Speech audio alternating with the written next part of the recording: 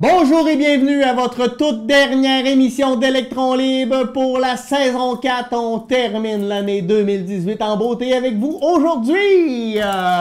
Bienvenue, on vous a préparé des chroniques de Noël, vraiment dans tout ce qu'il y a de plus... Non, en fait, pas du tout. Non. On va parler de courrier du cœur, on va parler de quoi manger quand on a la grippe. Mais ça, la grippe, ça va avec l'hiver, mais pas nécessairement avec Noël. Et Mélanie va nous parler des bienfaits de la lecture. Mais ça aussi, là, dans le temps des fêtes, on a un peu on relaxe un peu, on peut faire... ouais. Là-dessus, ben, on va, comme d'habitude, l'avantage, j'aimerais ça qu'on vous souhaite un joyeux Noël, une bonne fin d'année aussi 2018, puis surtout une bonne année 2019. On vous souhaite tout ce que vous désirez et que vous n'avez aucune idée que vous désirez. Des surprises! Hein? Plein de surprises. Super. Bon, coup de cœur, coup de gueule. Francis? Coup de cœur. Coup de cœur. On avait à Dolbeau-Mistassini l'intersection la plus complexe au monde. Ouais. C'est dans le coin du centre d'achat de... Ici à côté des studios. Ouais, juste ici à côté des studios. Donc, on avait une voie qui permettait d'entrer, mais qu'on ne savait pas trop dans quel sens le prendre. Généralement, les gens qui n'étaient pas du secteur rentraient à l'envers 2 fois sur 3. Et finalement, il y a quelqu'un qui a dit « Non, stop! » Puis là, ils ont arrêté tout ça, ils ont fait table rase, ils ont fait simplement un 4-stop, ce qui a simplifié de beaucoup la circulation dans ce coin-là. Est-ce qu'ils ont expulsé la personne qui avait fait l'ancienne intersection? Elle n'est plus là. Ah, ben, ça, c'est ça. Félicitations! Parfait, parfait. Merci, merci. Mélanie? Oui, moi je donne mon coup de cœur à 2 jeunes hommes que je connais pas leur nom. Ils travaillent au couche-tard. Ils sont fabuleux. Tu sais, couche-tard parle souvent du sourire. Eux autres, ils prennent ça À cœur. pas à la légère. Là. Non, non, non. Écoute, ils sont de bonne humeur. Bonjour! Des fois, c'est trop. T'es mal à l'aise, mais c'est le fun. Puis c'est drôle. Fait que ces 2 jeunes hommes-là au couche-tard à Dolbeau sont fabuleux. Je leur lève mon chapeau, prendre leur job à cœur, être de bonne humeur. C'est le fun à acheter du lait. Ouais. Ah, génial, génial. Moi, je vais donner un coup de masse à 2018, qui a été une année difficile pour moi, le décès de ma mère, plein de choses pas plaisantes. Et j'accueille 2019 avec bonheur et je donne un coup de cœur à 2019 parce que j'épouserai en 2019 la femme de ma vie. Et ça me fait plaisir. Là-dessus, merci, merci, merci. Et on va commencer, parce qu'on va finir avec le courrier du cœur, on va commencer avec les bienfaits de la lecture parce que c'est le fun de lire. Je trouve ça intéressant. Moi, j'étais un grand lecteur. Partout chez nous, mes enfants, ma conjointe. Moi aussi, c'est quelque chose qui est super important chez nous, la lecture. Faut pas se leurrer non plus. Là. Si vous n'êtes pas un lecteur, c'est essayer de commencer par des ouvrages qui vous intéressent. Essayez Ah, c'est pas parti. Ah, ben.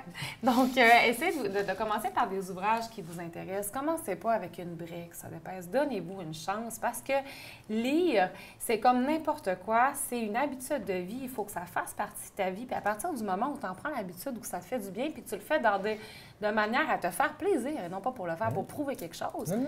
ça devient plus agréable. Moi, quand je vais me coucher le soir, avant d'ouvrir la TV, une tablette ou quoi que ce soit, je prends le temps de lire un chapitre, une affaire, une partie, puis je me donne un petit objectif simple, mais pas lire à tous les jours. Puis mettez-vous pas de pression. Tu sais, la lecture, ça peut être un article, ça peut être un livre, ça peut être un livre avec plusieurs... boîte de conserve. Bien, à la limite, pourquoi pas? C'est tout intéressant. Justement, ça fait partie des bienfaits de l'apprentissage. Donc, mettez-vous pas de pression. Il y a plein de choses adaptées pour tout le monde et tout le monde peut y trouver son compte. Donc, premièrement, la lecture, on le sait, ça stimule le cerveau. Oui, parce que tu es actif quand tu lis. Pas comme quand tu es passif. Quand tu écoutes la télé, tu es passif, tu fais juste recevoir. Tu reçois, exactement. Parce que quand tu lis, En fait, écouter un film, c'est une forme d'art qui est intéressante. Prends l'initiative de lire un livre. Il faut que tu fasses l'effort toi-même de stimuler toi-même ton cerveau, d'aller chercher des images toi-même. Donc oui, en stimulant le cerveau, plus tu stimules ton cerveau, plus il devient allumé. Et c'est comme n'importe quel muscle, c'est connu. Plus tu le laisses mourir, plus il va devenir, plus il est inactif, plus il va devenir atrophié, plus tu le stimules. Et c'est pour ça qu'en plus de stimuler le cerveau, on parle de la maladie d'Alzheimer, il y a beaucoup de jeux qui sont faits, tout ça. Et tu sais, lâchez vos ordinateurs un petit peu. On est déjà tellement pris par ces bebelles-là. Essayez d'y aller de manière plus archaïque un peu. T'sais, prendre un livre, sentir un livre, puis le lire, ça peut être n'importe quoi d'autre. Stimuler votre cerveau, il va être content. Ça diminue le stress. Après une grosse journée de travail, on est sur notre ordinateur, encore là, on est trop stimulé. Allez sur Facebook, des demandes, un message, as-tu fait ça? On est super stimulé. Un livre, c'est toi, puis cette histoire-là. un univers. Ça finit là. Tu tombes dans un autre monde, tu choisis tes histoires où tu veux aller. Tu as le choix de champ. Ça peut être s'intéresser à des sujets. Les sujets, lire. Il y a tellement de livres sur des études, des sujets, des gens qui délivrent des essais. C'est vraiment il y a une variété impossible de livres. C'est impossible que... Moi, en fait, mon chum, il dit souvent, moi, j'angoisse, je ne pourrais jamais tout lire dans la vie. Puis ça me fait peur. Tu sais, mais essayez de développer cet intérêt-là pour dire, j'ai tellement de sujets, c'est impossible que tu trouves rien qui te ressemble. Améliorer les connaissances. Oui. Tu t'ouvres à l'autre, tu t'ouvres face à une histoire, face à une recherche, face à tellement de sujets où une personne s'est assise tout seule et a écrit. Automatiquement, tu es en relation avec quelqu'un d'autre, avec d'autres idées, d'autres opinions, et ça ouvre. Tu deviens moins idiot. Bien, automatiquement, oui. Puis aussi, même si tu dis, bien, moi, je ne l'ai pas vécu, ça, mais j'ai lu quelqu'un qui l'a vécu, ou j'ai lu une fiction ça amène qui l'empathie. Ça amène beaucoup d'empathie, voilà. On accroît le vocabulaire. Automatiquement, on est plus agréable à discuter avec les gens. Parce que je lis beaucoup en anglais. Non, mais automatiquement, le partage avec l'autre devient plus facile. On a une facilité à aborder l'autre. On a de plus en plus de connaissances. Donc, même pour des entrevues, ça te fait quelque chose à dire quand tu es mais je niaise, mais moi, maintenant, je voulais lire un livre, puis je le trouvais juste en anglais, puis je me suis mis à lire en anglais, mais j'ai tellement appris mon anglais par la lecture, puis aujourd'hui, je lis beaucoup en anglais. C'est le fun, c'est ça. Mais comme je n'ai pas l'occasion de parler souvent, ça me garde actif aussi dans mon pseudo-bilinguisme. Bien, c'est correct, mais c'est correct. Puis en partant, en faisant l'effort comme ça de le faire, au moins, tu découvres autre chose, puis tu stimules tes connaissances. Ça améliore la mémoire, ça on en a parlé un petit peu. Ça développe aussi beaucoup les capacités d'analyse. À partir du moment où tu apprends sur un sujet, même que ce soit fictif, documentaire, vrai ou pas vrai, à partir du moment où tu as une ouverture envers un sujet, tu reçois une opinion, tu reçois une pensée de quelqu'un, une façon de voir les choses. Donc, ça développe un angle d'analyse. Un angle d'analyse qui est différent parce que tu as des versions différentes du sujet, tu as des pans de la réalité qui sont différents. Fait que c'est sûr que tes capacités d'analyse. Moi, je lis beaucoup d'essais. Ce que j'aime, c'est que souvent, j'ai une opinion avant l'essai, puis là, à la fin, j'ai une autre opinion. Mon opinion s'est transformée parce que j'ai appris des choses que je ne savais pas, puis ça met un peu de moelle là, autour de l'os. Cette capacité d'analyse-là aussi va t'aider dans les épreuves de la vie en général. Il t'arrive quelque chose, tu dis, oh mon Dieu, comment je fais pour gérer ça? Et là, tu te rappelles, oh, c'est vrai, à un moment donné, j'ai lu ça. Ça donne des outils dans la vie, puis ça t'aide aussi avec tes rapports avec les autres, qu'on parlait d'empathie et tout ça. Donc, c'est sûr qu'au niveau de l'analyse, c'est sûr que ça élargit tes horizons. Donc, après ça, il y en a tellement des choses. Bon, améliore l'attention, la concentration. OK. Donc, pour les enfants, des fois, ça peut être vraiment plus positif parce qu'on sait que les tablettes puis les jeux vidéo puis la lecture avant de dormir, moi, je trouve ça bien parce que souvent, le cerveau est actif, mais le corps, lui, se repose, prend le temps d'être assis dans une... Puis, tu sais, choisissez aussi comment. C'est important de choisir un endroit où on est bien, on n'est pas dérangé. Quand on a de la misère à lire, moi, j'ai pas de misère, je lis n'importe où. Mais quelqu'un qui... Allez pas lire dans une place où c'est bourré de monde si vous n'êtes pas capable de vous concentrer. Essayez de vous donner une chance au départ. Puis oui, à un moment donné, vous allez trouver quelque chose, je vous promets, qui va vous captiver. Oui, puis des fois, on rentre dans notre bulle. Moi, je sais que j'ai jamais lu autant que quand j'habitais en ville puis je prenais l'autobus à tous les jours. Ah, c'est ça. Puis moi, je trouve ça beau à chaque fois que je vois ça dans le métro. Quelqu'un qui n'a pas un téléphone, mais un livre. Mais essayez de vous mettre au départ, donnez-vous une chance, puis après ça, vous allez voir, vous allez oublier le reste. Exactement. Enrichir le vocabulaire, automatiquement l'écriture, ça joue. Un enfant qui a de la difficulté avec les fautes de français, faites-le lire. Essayez de le stimuler. C'est le levier le plus important à l'éducation. Pas vrai. Il n'y a pas un appareil électronique qui va changer ça. Jamais. À force de lire. Et peut-être poser un livre aussi. électronique. Mais prenez le temps aussi, quand votre enfant lit un livre, de lui poser des questions. Toujours, moi. Pour moi, vrai, mon garçon, il lit beaucoup en auto, puis à chaque fois qu'il finit de lire, je me demande qu'est-ce qui s'est passé dans ton histoire. Fait qu'à quelque part, j'écoute son livre, mais moi, je le lirai jamais. Non, mais c'est ça, parce que pour vrai, vous allez le savoir tout de suite si le lu en diagonale. Vous allez le savoir tout de suite, c'est évident. Et finalement, c'est souvent la lecture. Oui, des livres, ça peut coûter cher. Continuez à acheter des livres, surtout aider les écrivains, les auteurs à en produire encore. Et surtout, ça n'est pas obligé de coûter cher parce qu'il y a des bibliothèques, médiathèques, c'est ça. Tu peux aller chercher. Oui, j'achète beaucoup de livres usagés, là, ça coûte rien, là, des fois. Je vais faire un parenthèse coup de cœur, la Société d'histoire. À chaque année, qui font des... Ma belle-mère, Louise Hébert, travaille comme bénévole là. C'est extraordinaire, la quantité de livres. Puis vous aussi, au lieu de jeter pas les livres, donnez-les, ça va servir à quelqu'un d'autre. Faites des échanges. Puis aussi, c'est quelque chose, c'est que si un enfant grandit dans un univers où il n'y a aucun livre, il y a peu de chances qu'il lise ça. Fait que, à un moment donné, c'est un bon exemple aussi pour nos générations futures. Merci, Mélanie. Ça me fait plaisir. Super. Mélanie, as-tu la grippe? En ce moment?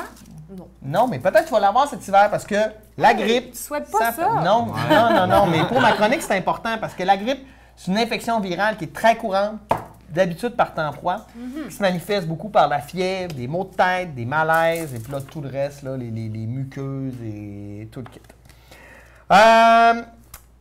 Mais qu'est-ce qu'on devrait manger quand on a la grippe? Parce que des fois, on ne se pose pas cette question-là. Moi, je me suis déjà fait dire le truc de grand-mère, là, des oignons, là, manger des oignons. Tu vas te dire si c'est vrai ou pas dans quelques instants. Premièrement, les premiers jours, tu dois prendre un régime léger. OK. Non, mais pas vrai. Parce que parce que quand tu manges beaucoup, ton effort ou ton corps se concentre sur la digestion. Mais là, tu dois te concentrer sur combattre l'infection. Donc, c'est pour ça que tu dois au départ manger de manière légère beaucoup. Régime riche en fruits, en légumes et en légumineuses. Oui. Oui, etc. Donc, il y a plusieurs types qu'on doit manger. Éviter les aliments gras, donc les graisses d'origine animale. Inclure, premièrement, des aliments aux propriétés antioxydantes qui facilitent l'élimination des toxines qu'on retrouve à la suite d'une infection et qui aident à renforcer ton système immunitaire pour lutter contre ta grippe. Donc, on parle des aliments riches en vitamine A, parce que tu as un antioxydant naturel. Carottes, citrouilles, légumes verts, produits laitiers, foie de bœuf. Vitamine C, pour soulager les symptômes et hâter leur disparition. Hein? Orange, citron, kiwi, tout ce qui est agrumes, on peut ajouter à ça le chou, le brocoli. Manger aussi des aliments immunostimulants, donc qui vont stimuler ton système immunitaire. C'est là les trucs de grand-mère. L'ail, l'oignon. Ça, c'est merveilleux parce que c'est antibactérien, antiviral et immunostimulant. Donc, comme ça, tu vas réussir. Les aliments riches en acide folique aussi sont intéressants pour nous aider. Acide folique et en vitamine B, comme les légumes verts, les feuilles de chou, la betterave, les champignons, parce que ça renforce ton système immunitaire, donc tu es plus apte à combattre ta grippe et à t'en sortir. Aussi, les aliments riches en zinc et en protéines. Au début, on l'a dit, on mange léger, mais maintenant, il faut commencer à manger des aliments plus riches en zinc et en protéines. Premièrement, en zinc, parce que ce minéral contribue au bon fonctionnement de ton système immunitaire et d'autres processus physiologiques comme la croissance, le développement des enfants, ça raccourcit la durée de la grippe. On parle ici d'huîtres, fruits de mer, légumineuses, les graines, le bœuf, la volaille. Là, on fait, ouais, mais là, tantôt, tu as dit manger léger, mais peut-être pas tout de suite. Mais parce qu'à un moment donné, ça t'en prend des protéines. Parce que c'est un des nutriments les plus importants pour la formation des tissus, le transport de l'oxygène, le renforcement de ton système immunitaire. Donc, une carence en protéines, c'est un affaiblissement de ton système immunitaire, donc ta grippe, elle dure plus longtemps. C'est ça qu'il faut. Et aussi, qu'est-ce qu'on dit tout le temps quand tu as la grippe? Bois de l'eau. Bois beaucoup de liquide. Mais pourquoi? C'est ici où j'interviens. J'ai hâte de t'entendre. Parce qu'il faut maintenir le corps hydraté. Pourquoi il faut maintenir le corps hydraté? Parce qu'il combat mieux. Parce que tu veux produire suffisamment de substances muqueuses. Parce que c'est ça, c'est la fonction, c'est d'empêcher le microbe de se propager à d'autres parties de ton corps et d'éliminer les toxines. Donc, par la morphe, par l'urine, par le mucus, etc. Et ça empêche de te déshydrater. J'aimerais préciser quelque chose d'important. Tout ça est purement informatif. Je n'ai pas la vérité, mais on ne sait jamais quand est-ce que... C'est très pertinent. Non, mais c'est pertinent. Donc, non, mais ce que je disais, c'est que là-dedans, je vous ai appris rien d'hallucinant, mais je vous ai fait comprendre pourquoi on doit manger et comment on doit manger quand on a la grippe. Je vous souhaite pas d'avoir la grippe, mais comme on dit, une grippe par hiver, c'est un peu la norme. Est-ce qu'on peut pogner la grippe en étant pas assez habillé? Moi, dans ma tête, c'est un virus. C'est bactériologique. C'est une poignée de porte, c'est... qu'un ami qui t'embrasse ou Moi, ce que je me suis déjà fait dire, c'est qu'à partir du moment où tu as froid, puis encore là, on jase. À partir du moment où tu as froid, ton corps va s'occuper de réchauffer ta tête beaucoup, va se concentrer sur tes extrémités pour te réchauffer. Donc, automatiquement, tu deviens plus vulnérable au niveau. Donc, la baisse de chaleur versus la montée, tout ça ferait que tu es plus fragile à la réception d'un virus. Oui, puis je pense que c'est un virus qui se propage plus facilement dans des temps plus froids. Tu chaumes plus, tu arrives, tu es morveux, il fait fret. La salive, tu sais, je sais pas. Mais faites-vous de la soupe au début. On dit une petite soupe là, quand on a la grippe. C'est vrai que ça a plein de légumes, des légumineuses dans de la soupe. Même pas de macronique, là. Ben là, j'essaie d'en rajouter, là. Moi, je crois qu'il... moi, je suis une mère, là. Oui, moi aussi, je suis un peu. Francis, maintenant, c'est le moment du courrier du cœur qu'on attend depuis le début de la saison, parce qu'on sait que le courrier du cœur... Ça remonte quand même à saison 2, je crois que je l'ai fait. Et depuis ce temps-là, on a reçu des dizaines de lettres de votre part qui vous ramenaient. On aimerait ça, on a des sujets à te parler. Fait que j'ai décidé de faire un recensement. Je vais concentrer mes efforts vers le Saguenay. La dernière fois, c'était des lettres qui venaient des environs. Donc là, c'est des gens du Saguenay qui m'ont envoyé des lettres. Francis, Conseil News. Bon. Moi, le faire pour vous, là, parce que vous l'avez demandé.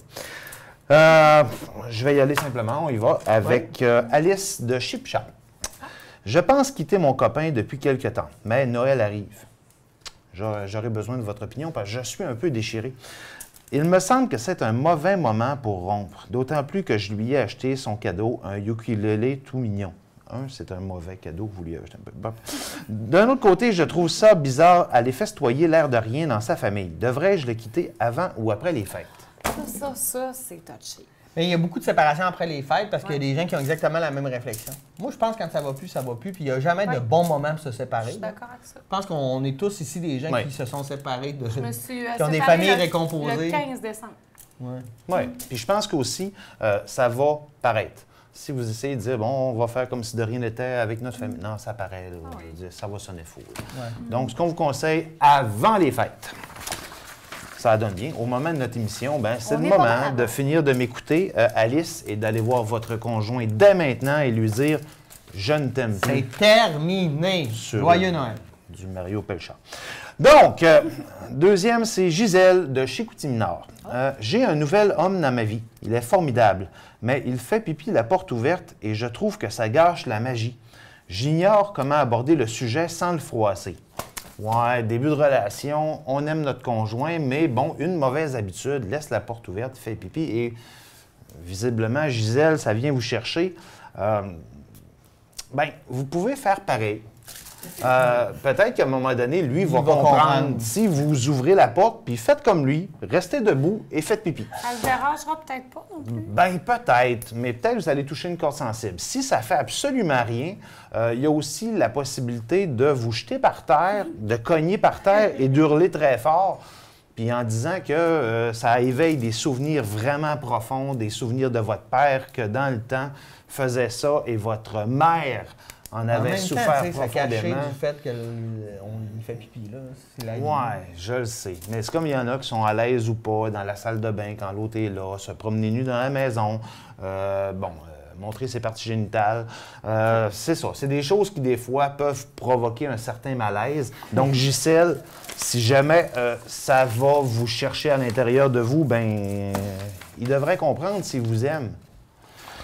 On y va avec Shadia. Elle s'appelle vraiment Shadia. Shadia. Mon amoureux me texte sans arrêt des mots d'amour ou des emojis. J'étouffe. Je ne sais plus comment gérer ça. Justement, le voilà. Il vient de me texter un bonhomme qui envoie un bec, un cœur, un arc-en-ciel et un feu d'artifice. Je dois répondre d'ici une minute, sinon il va me demander qu'est-ce qui se passe.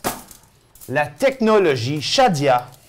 Tu as le droit de fermer ton téléphone, tu as le droit de ne pas être disponible, mais ça, c'est un droit que tu dois te donner. Parce que si à chaque fois que tu réponds tout de suite, lui, il va s'attendre à ce que tu répondes tout de suite. Mets les choses au clair. Mets les choses au clair. Puis ça, aujourd'hui, c'est vraiment une béquille qu'on a où on se sent interconnecté tout le temps.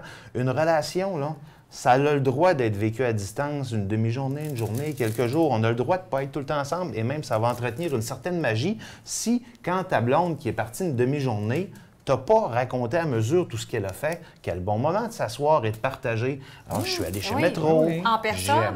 Non, c'est ça, partager le moment. Puis à la place de faire des emojis, on peut avoir des petites attentions, tu sais. Voilà. Et voilà. Les emojis, c'est bon. Et dernière chose, Shadia, la chose la plus importante, le texto n'a pas d'expression. Non. Donc, tu peux le lire sur 3 tons différents et vraiment, la plupart du temps, tu vas finir en disant « Mais qu'est-ce qu'il voulait dire? Est-ce que je dois interpréter qu'il ne m'aime pas, qu'il n'aime pas mon corps? » Puis dans le fond, il a dit « Hey, comment ça va?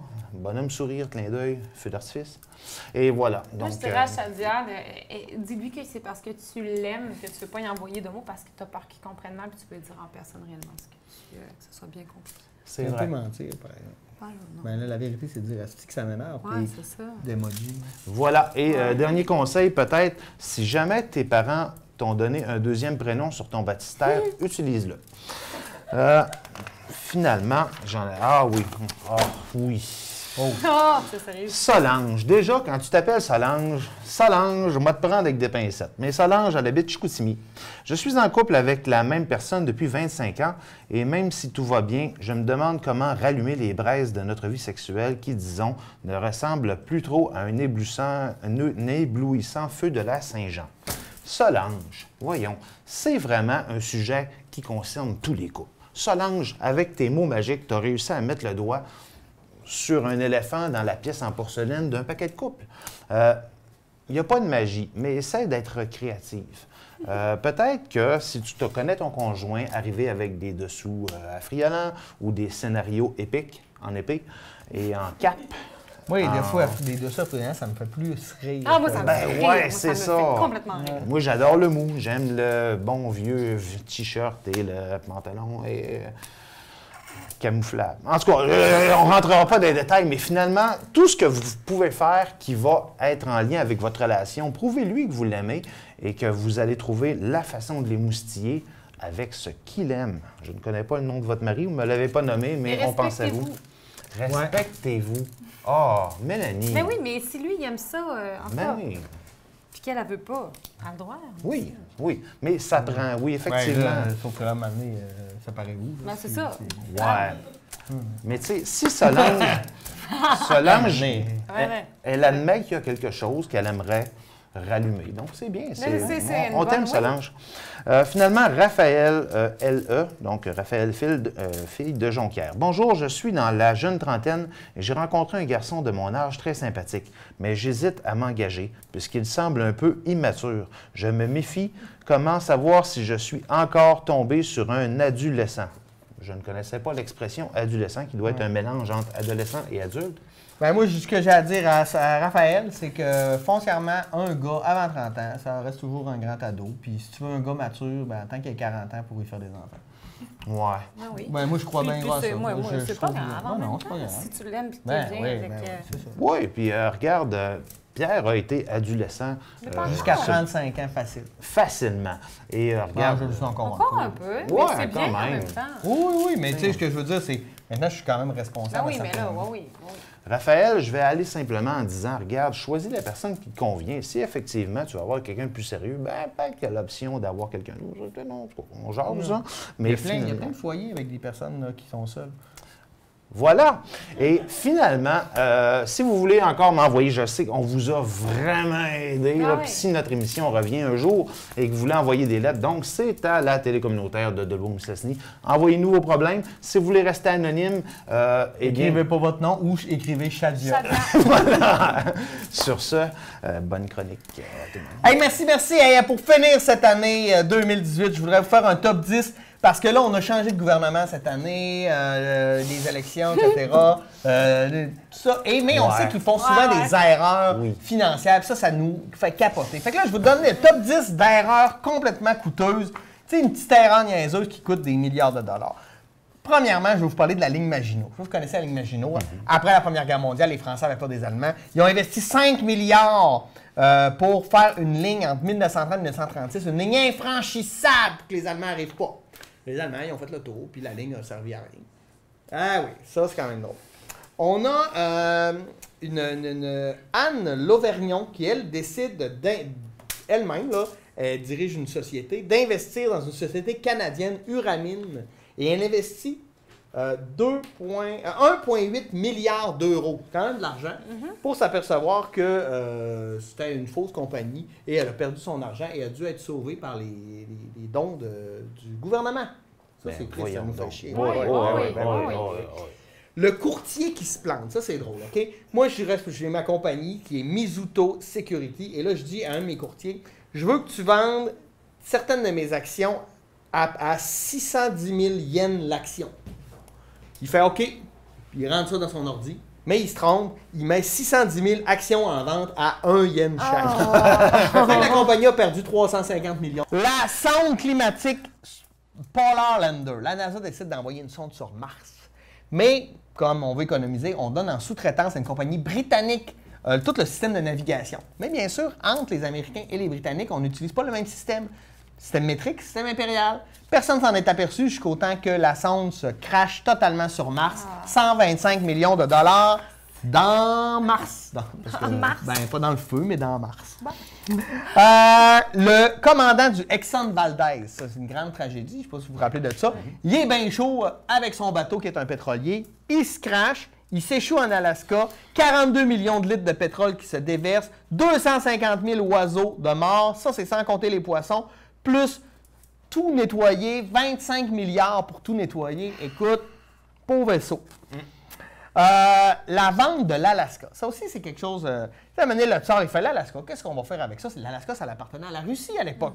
Mais en 1867, les États-Unis font une petite offre. On arrêterait ça 4,5 millions, l'Alaska, à la Russie, qui fait... Oh, oui, c'est de l'argent quand même à l'époque. Mais ce qu'on ne savait pas à l'époque, c'est qu'est-ce qu'il y a en Alaska? Du pétrole. Et l'Alaska rapporte 4,5 millions de dollars par jour aujourd'hui. Ça, c'est quand même drôle. Hein? Ça a été repayé depuis longtemps. C'est comme l'échange Gomez-McDonald's. Exactement. Ah oui, ça, c'est drôle. La SNCF, c'est la grande compagnie de trains française. Eux, à un moment donné, investissent dans 341 nouveaux wagons de train. Ça leur coûte presque 3 milliards de dollars. Mais la compagnie qui engage fait ça. On arrive avec les trains. Les trains sont trop larges pour les voies. Fait qu'ils ont été obligés de moderniser 1300 gares en urgence qui a coûté 50 milliards à la compagnie. Et mon dernier, parce que ça me fait rire, en 1859, il y a un chasseur, Thomas Austin, lui, il revenait d'un autre pays où il avait chassé le lapin. Il était là, c'est vraiment cool de chasser le lapin. Il se ramène 24 lapins, ce qui dit, il n'a pas de lapin chez nous. Fait qu'il lâche 24 lapins pour chasser le lapin. Puis, mais on sait, des lapins, ça copule, ça se reproduit rapidement.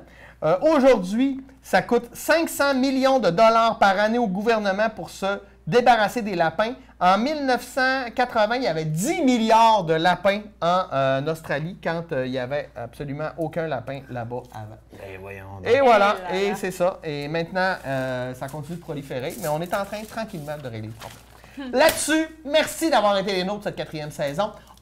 Vous espérez une 5e saison? Écrivez-nous, il y en aura peut-être d'autres, on ne sait pas. Là-dessus, merci. Bonne année 2019. Profitez bien des gens que vous aimez. Profitez-en. Aimez-vous les uns les autres et que... C'est ça. Je vous aime. Je vous aime. On s'aime. Ouais. Bon temps des fêtes, les amis. Bon temps. Bye